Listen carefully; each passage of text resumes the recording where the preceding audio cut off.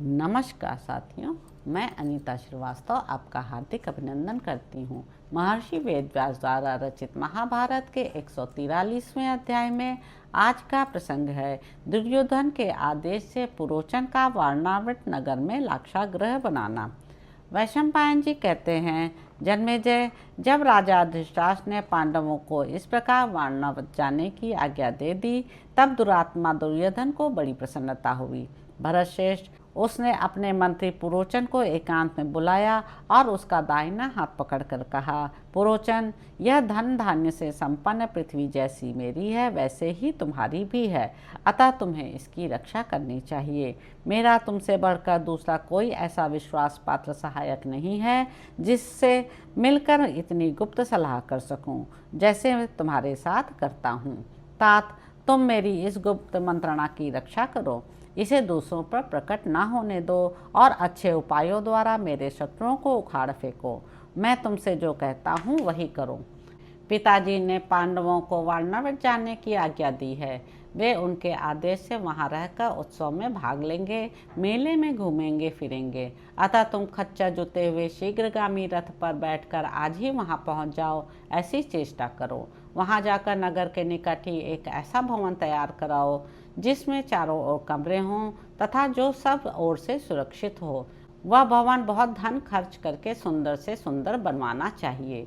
सन तथा राल आदि जो कोई भी आग भड़काने वाले द्रव्य संसार में हैं, उन सबको उस मकान की दीवार में लगवाना।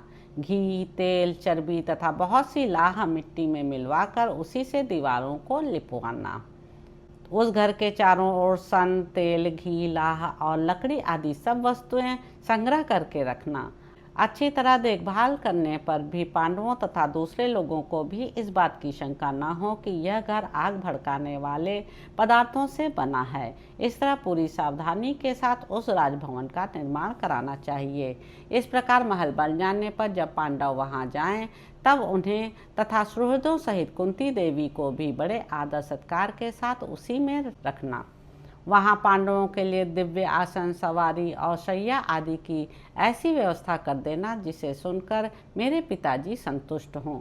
जब तक समय बदलने के साथ ही अपने अभीष्ट कार्य की सिद्धि न हो जाए, तब तक सब काम इस तरह करना चाहिए कि वारणावत नगर के लोगों को भी इसके विषय में कुछ भी ज्ञात न हो सके।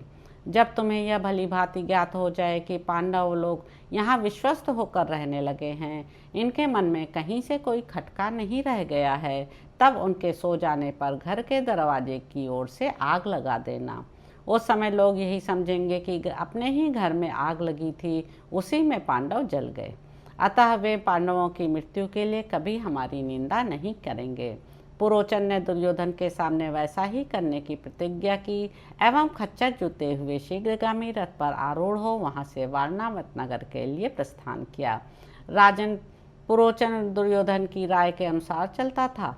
वारणावत में शीघ्र ही पहुंचकर उसने राजकुमार दुर्योधन के कथनानुसार सब काम पूरा कर लिया। तो इस प्रकार साथियों, आदि पर्व के अंतर्गत जतुग्रह पर्व में पुरोचन के प्रति दुर्योधन कृत उपदेश विषयक 143वां अध्याय पूरा हुआ। इसके अगले अंक में आप जानेंगे कि पांडवों की वारणावत यात्रा तथा उनको विदुर का गुप्त उपदेश। तो अब आपसे अगले अंक में मुलाकात होगी। मेरे YouTube चैनल संवाद विद अनीता को लाइक करें, शेयर करें, सब्सक्राइब करें। धन्यवाद साथियों।